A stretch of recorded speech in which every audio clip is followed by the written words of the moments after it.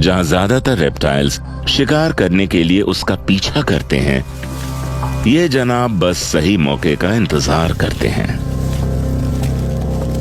ये death adder पूरे साल एक ऐसी तरकीब लगाते हैं कि जिससे इनका शिकार ही सारी मेहनत करता है, और ये बेहद जहरीले सांप धोखे से मौका देखते ही उन्हें दबोच लेते हैं। ऐसा करने के लिए इनका सीक्रेट हथियार होता है इनकी पीले रंग की पूंछ, जो कि दिखने में एक लजीज कीड़े जैसी लगती है। और अब बस इसे शांत कोना पकड़ना है और फिर किसी रेप्टाइल के अपने पास से निकलने का इंतजार करना है।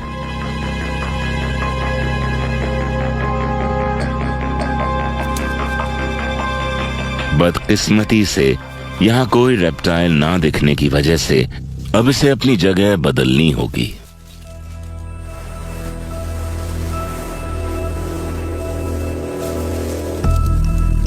अपने सब्र के लिए जाने वाले ये एडर स्नेक अपने कोनों में छुपकर कई दिनों तक, यहां तक कि कई हफ्तों तक शिकार का इंतजार कर सकते हैं।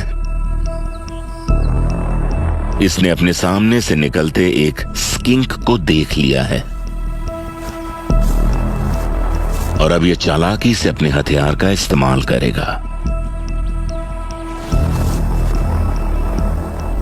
यह अपनी पूंछ को हिलाकर स्किंक को आकर्षित करेगा। स्किंक बहुत ध्यान से पूंछ को देख रहा है और अब स्किंक का ध्यान अपनी तरफ आकर्षित करने के बाद एडर अपनी पूंछ को सिर के पास लेकर आता है ताकि शिकार के पास आते ही उसका निशाना चूके नहीं।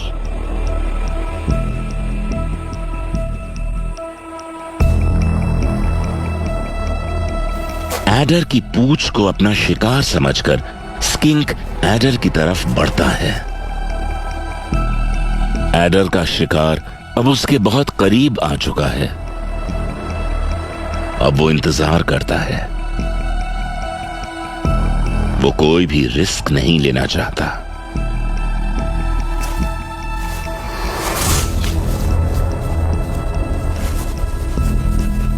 और बस एक ही वार में एडर अपना सारा जहर स्किंक में उतार देता है।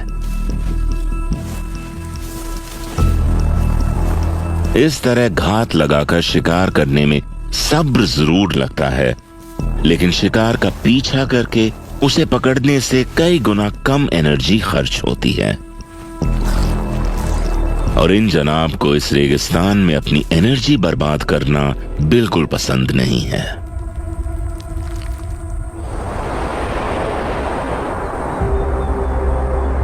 जहां रेगिस्तान में जीवों को पानी की एक बूंद के लिए भी तरसना पड़ता है, ऑस्ट्रेलिया के पूर्वी हिस्से की कहानी बिल्कुल अलग है। काकाडू नेशनल पार्क पूरी दुनिया में अपने वेटलैंड्स के लिए मशहूर है। स्विट्जरलैंड के लगभग आधे साइज का यह नेशनल पार्क कॉन्टिनेंट का सबसे बड़ा नेशनल पार्क है। यहाँ के जीवों की जिंदगियां साल में एक बार आने वाले मॉनसून पर निर्भर करती हैं और बारिश के इंतजार का ये लंबा समय काटना काफी मुश्किल होता है। काकाडू के तालाब धरती के सबसे बड़े रेप्टाइल्स के घर हैं, जैसे कि सॉल्ट वाटर क्रोकोडाइल्स, जो कि 5 मीटर तक लंबे हो सकते हैं। ये खारे पानी के जीव ज्यादातर अकेले रहना पसंद करते हैं। साल के ज्यादातर समय ये अपने 2 स्क्वायर किलोमीटर के दायरे में रहते हैं, पर पिछले 5 महीने से यहां बारिश ना होने की वजह से तालाब अब सूखने लगे हैं और अब इन मगरमच्छों के पास नए तालाब ढूंढने के अलावा कोई चारा नहीं बचा है।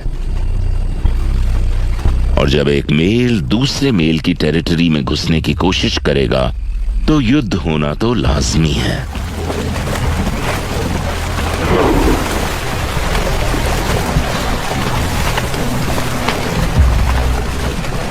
अब घुसपैठिए को बाहर खदेड़ने के लिए रेजिडेंट मेल को अपनी ताकत का प्रदर्शन करना होगा।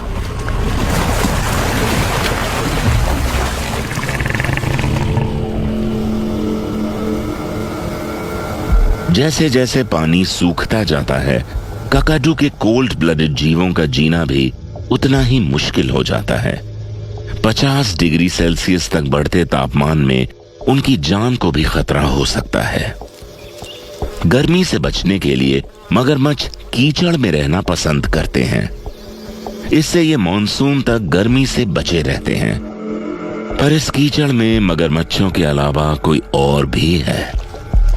सांपों की एक सेमी एक्वाटिक प्रजाति, फाइल स्नेक। ये अपना आधा जीवन पानी में बिताते हैं, पर पानी सूख जाने पर इन्होंने कीचड़ में सरवाइव करने का तरीका भी खोज निकाला है। ये 40 मिनट तक अपनी सांस रोककर जमीन के अंदर रहकर खुद को गर्मी से बचाते हैं और फिर थोड़ी देर के लिए सांस लेकर वापस अंदर चले जाते हैं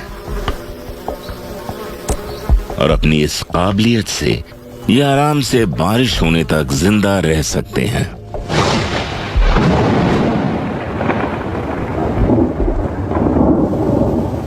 और आखिरकार आसमान में काले बादल दिखाई देने लगे हैं। बरसात आ चुकी है। काकाडू के तूफानों की गिनती दुनिया के सबसे बड़े तूफानों में होती है। बारिश की नमी से जैसे जंगल का हर एक कोना खिल उठा है और जो जीव दिन में बाहर आना पसंद नहीं करते वो भी बाहर आने लगे हैं, जैसे कि ब्लैक हेडेड पाइथन, जो कि दिन के समय अपने बिल में रहना पसंद करते हैं। लेकिन आज इसने अपनी केंचुली उतारने के लिए सीधे तालाब का रुख किया है। पानी में इन्हें अपनी पुरानी केंचुली उतारने में आसानी होती है और मौके का फायदा उठाकर ये जनाब खुद को रिचार्ज भी कर सकते हैं। ठीक किसी सोलर पैनल की तरह इनके सर सूरज की एनर्जी को एब्जॉर्ब करते हैं और अब ये इस एनर्जी का इस्तेमाल शिकार करने के लिए करेगा।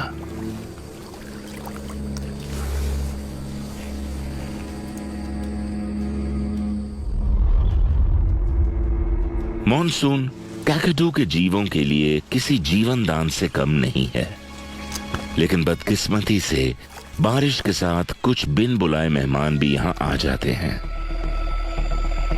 बारिश के समय केन टोड्स भारी मात्रा में ब्रीडिंग करते हैं और बहुत तेजी से फैलते हैं। एक फीमेल टोड एक साल में करीब 70,000 बच्चे दे सकती है। 1930 से जब से ये मेंढक ऑस्ट्रेलिया में आए हैं, इन्होंने यहाँ की रहवासी जीवों की आबादी का सफाया कर दिया है। जहरीले ग्रंथियों से लैस ये मेंढक अपने पास आने वाले किसी भी जीव को नहीं बख्शते और इनके जहर से सबसे ज्यादा खतरा उन सांपों को होता है जो इनका शिकार करने की कोशिश करते हैं। हालांकि सांपों की एक प्रजाति ऐसी है जिसने इस घुसपैठिए से निपटने का तरीका ढूंढ लिया है। कीलबैक स्नेक बिल्कुल जहरीले नहीं होते, पर फिर भी वो केन टोड का शिकार करके सरवाइव कर सकते हैं।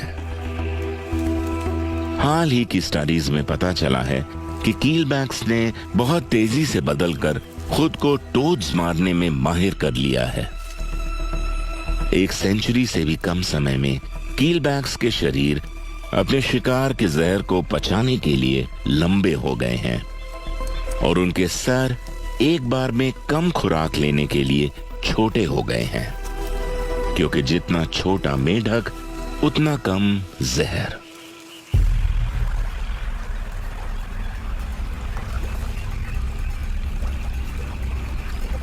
ये वाटर स्पेशलिस्ट कीलबैक्स मेंढकों के छुपने की अड्डों का पता लगाने में माहिर होते हैं।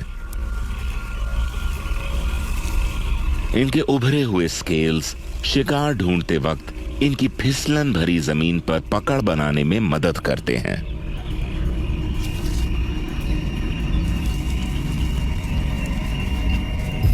और जिस तरह प्लेग की तरह ये मेढक फैलते हैं, इनका पता लगाना मुश्किल नहीं होता।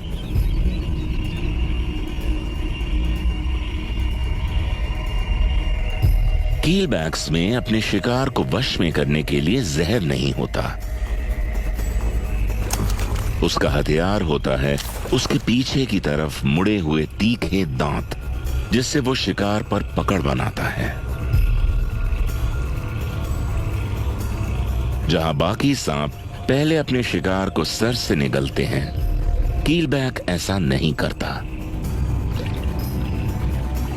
कहा जाता है कि मेढक के जहर के असर को कम करने के लिए कीलबैक्स ने यह तरकीब इजाद की है। अगर कभी मेढकों ने ह्यूमन रेस को इन्वेड करने की कोशिश की, तो हमें उन्हें हराने के लिए जरूर कीलबैक्स के सहारे की जरूरत पड़ेगी।